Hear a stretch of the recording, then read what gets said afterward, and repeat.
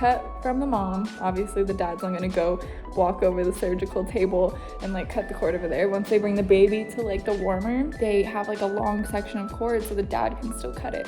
So that's what I assumed was gonna happen. I just thought I was gonna clamp it, and then she gave me the scissors and she was like, okay, it's really hard to cut through. Like people say it feels like you're cutting through a gummy bear, so just like hold on to your scissors. And I was like, oh my god, I'm cutting it.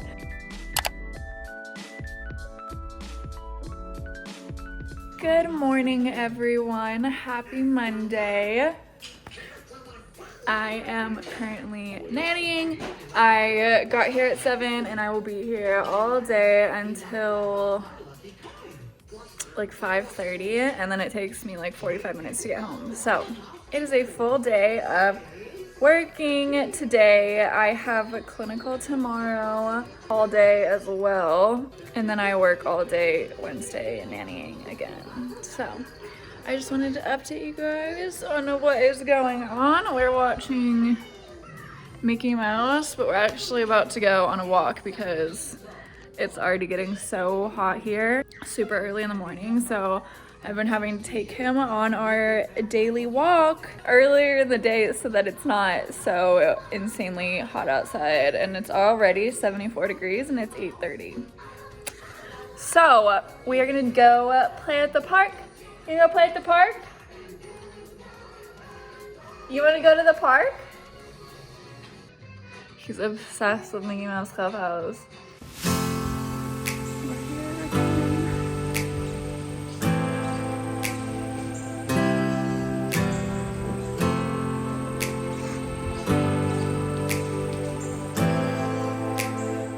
Everyone, I just got off of clinical.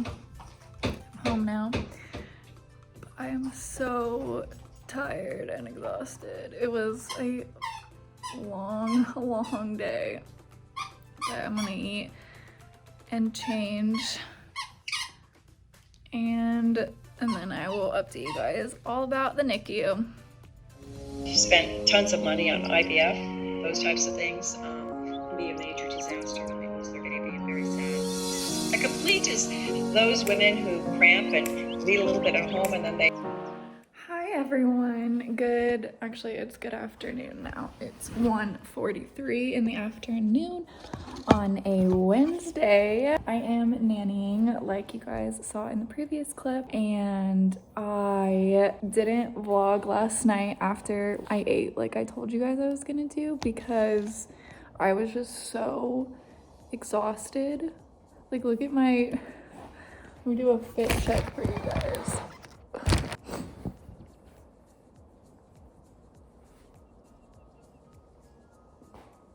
Like, this is what I wore because I was just like, I just want to be comfy and cozy. Anyways, I was so exhausted. I literally went to bed so early and still like woke up tired this morning. I just wanted to sit down and explain to you guys what happened yesterday. I only got like one clip in the clinical setting, I think. Oh, also the baby that I nanny is asleep. That's why I'm talking to you guys now. Forgot to say that, but yeah, he is currently napping, so that is why I'm talking to you guys now. But I just wanted to update you guys on the NICU yesterday. It was absolutely amazing. I really liked it, which I was surprised about because I don't know, I just like really was like gung-ho on L&D last week.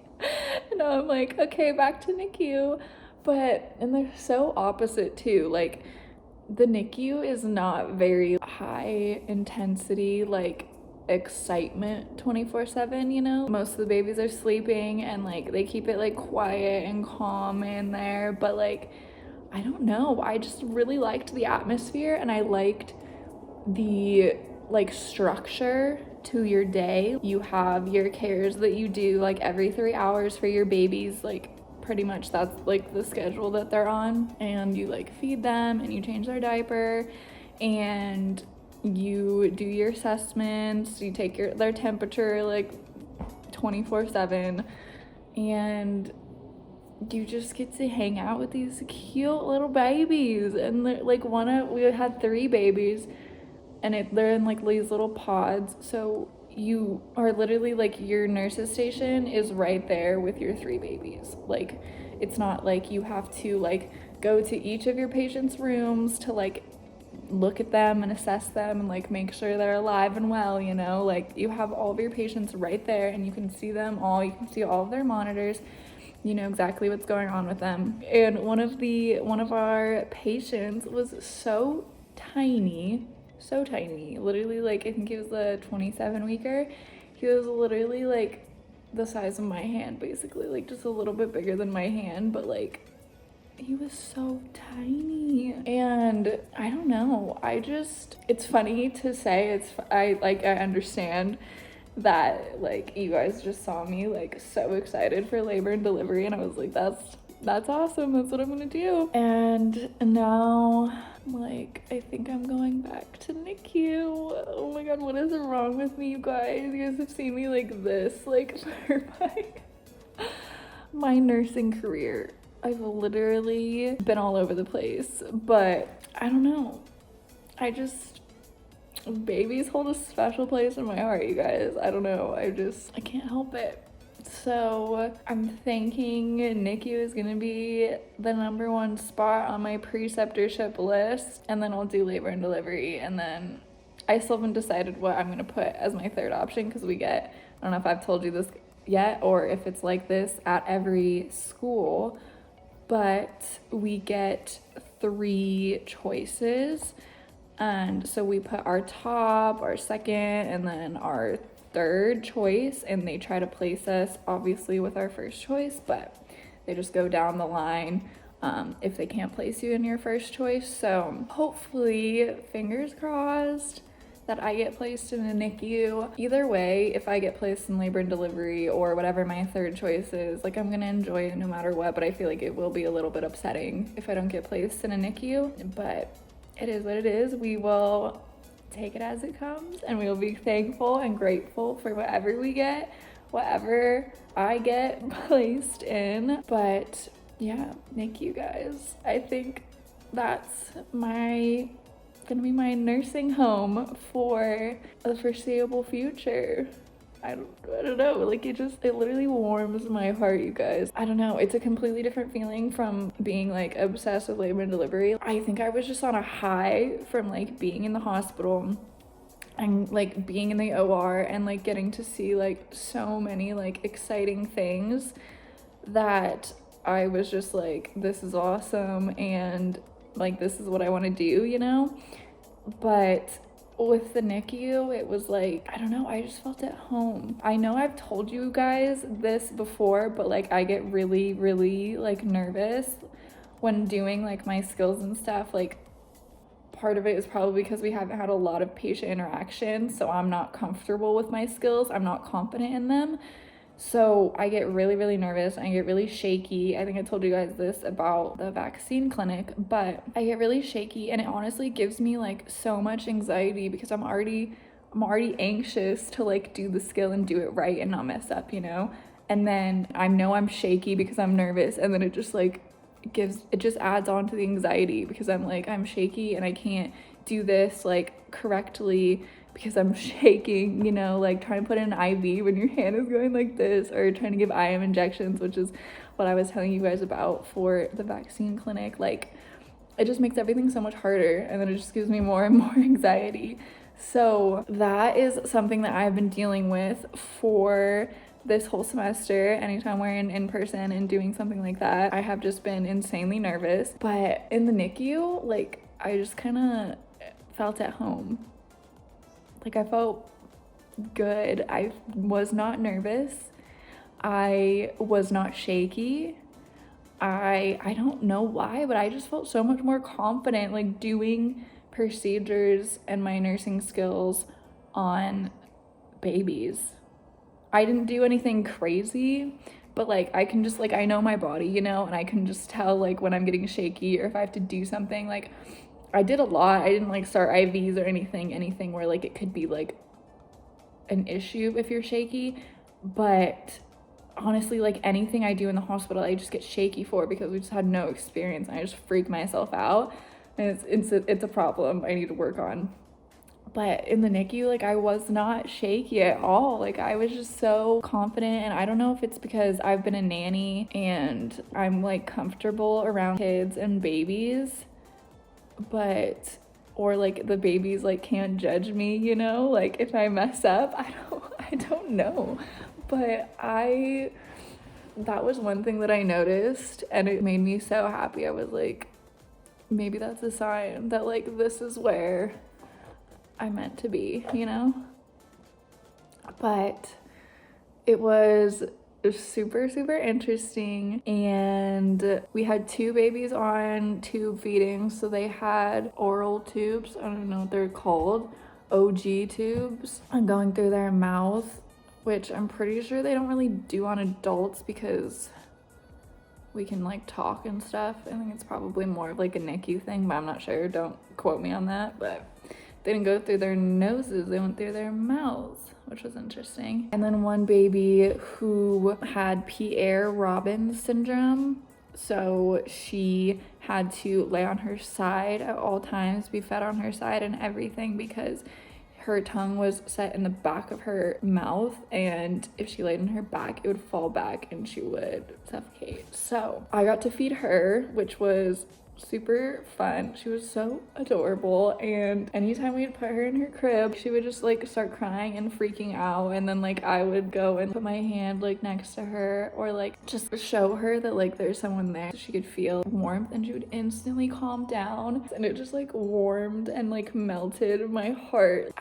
I want to be there for these babies, you know, like we learned about this in pediatrics. The infant stage is like the trust versus mistrust. Like this is a very important stage in their development where they need to know that they're going to be taken care of and they're going to be nurtured and loved. And if they're not getting that from their parents, or their parents, either they're like a drug baby or their parents just like can't be there 24/7. A normal baby, if they go home with you after the hospital, you know, they have their parents there, their mom there, their dad there to take care of them and to care for their needs. And these babies don't always have that. I was with a nurse that didn't really like kids, so she wasn't crazy about picking them up. I saw other nurses who literally always had a baby in their arms. That was another thing that was cool about the NICU, was everyone's just walking around with babies, just holding babies, like sleeping babies, just like doing paperwork, doing other nursing things, and just holding babies. And I was like, that's gonna be me.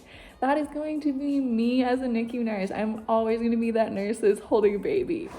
So it was kind of upsetting that I was with a nurse that wasn't too crazy about kids.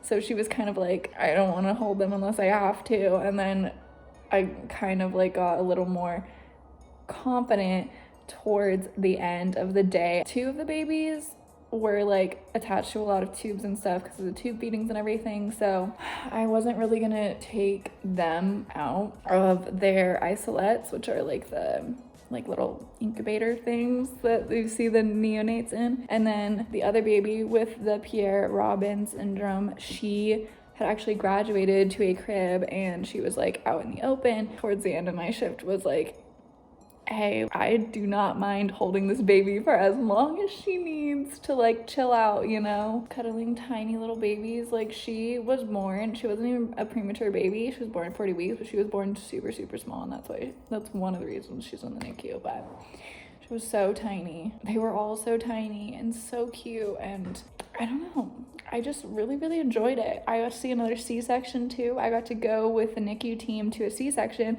which was super, super cool. And I got to help with the whole process of drying the baby off. I got to assess the APGAR score, which was super fun. And then I also got to cut the umbilical cord, which was crazy because I didn't realize I was going to be the one doing it.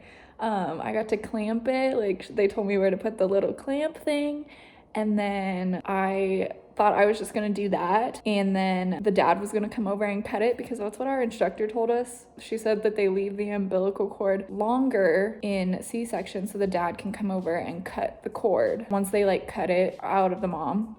Like, so it's cut from the mom. Obviously the dad's not gonna go walk over the surgical table and like cut the cord over there. Once they bring the baby to like the warmer, they have like a long section of cord so the dad can still cut it. So that's what I assumed was gonna happen. I just thought I was gonna clamp it, and then she gave me the scissors and she was like, okay, it's really hard to cut through. Like, people say it feels like you're cutting through a gummy bear, so just like hold on to your scissors. And I was like, oh my god, I'm cutting it. So that was super exciting. And it was like a healthy baby girl. She was so cute. She didn't need to go to the NICU. She was fine. She was chilling. AFGAR score of 9, I think we gave her, out of 10. So they normally don't really score a 10 because they still have acrocyanosis, I'm pretty sure it's called, which is where their hands and feet or arms and legs are still a little cyanotic. But that's normal in babies for like the first 24 hours or something. So 12 or 24 hours after birth. So she got a score of a 9 and she was great and she was doing amazing, and I just really liked it. Another thing is, like, as a part of the NICU, like, you will still go into the OR, you will still go and see C-sections, you still get to see a bunch of different areas of nursing and not be bored, you know? There's the NICU part that I was in, I don't really know what it's called, but then there's also the small baby unit, which is the teeny tiny little babies, and that's like 1-to-1 or 1-to-2 for your nursing ratio, and then they can graduate to where I was, which they're still sick and tiny. Like I said, that one was like just a little bit bigger than my hand, but they're just not as critical, so I don't need as much care. The one babies over in the small baby unit, they each get their own rooms, and like the rooms were just like filled with machines. Like, it was crazy. That seemed more like ICU to me than where I was. But now that I'm thinking about it, I don't even know, because one of the nurses that was next to us in our pod, she had a baby that was intubated, so I don't know. I asked my nurse about it and she just said, like, those are the small babies. And then she was like, this guy, one of our patients that we had, she's like, this guy just came over from over there. And I was like, okay, cool. Like, I don't know. My nurse was a really great teacher though. Like, she was probably the best nurse I've ever followed. Like, in all of my clinicals that I've done, she's definitely the best nurse. She was such a good teacher, and she's like, they're trying to force me into to be a preceptor. I was like, you really need to do it because you're really good at this. Like, she was explaining everything in detail. Most of the time, you have to ask the questions to get the nurses to like tell you anything, or they just like don't talk to you at all. Not to scare anyone away from nursing school. It's totally worth it. But I mean, like I said, in my labor and delivery video, that I like really had to fight to get a good education for my one clinical in labor and delivery. And that honestly might be what you have to deal with in all of your clinicals. Maybe you only have one, maybe you get really lucky, and all of your nurses that you have to follow are super amazing. But more than likely, you will at least have to deal with one nurse that doesn't really want you. And honestly, I say just bug the hell out of them with questions, you know? I think I really cannot have any sympathy for a nurse that doesn't want to teach another nursing student, you know? You were there once too, and you wouldn't know anything unless the nurses that you followed taught you and let you know what was going on, you know? So why then are you gonna turn around and not teach a nursing student that's following you, or like be standoffish, you know? I don't know. It really bugs me, but we're not going into that rant right now, okay? So I just wanted to update you guys on my NICU experience and my now new career goal as a NICU nurse. But I'm gonna eat lunch and I'm gonna watch some YouTube because I just got done with lecture, like you guys saw, and I also did an assignment that was due after lecture. I got my clinical paperwork done that's due tonight, and now I'm gonna chillax. I'm watching Ashley Taylor's new vlog. She's one of my favorite YouTubers. I only recently discovered her, like probably beginning of my YouTube career, whatever you can call this. I'm trying my best, you guys, but I really like her. So if you guys like nursing school vlogs and stuff, that's what she does, and she's really great, so shout out to her.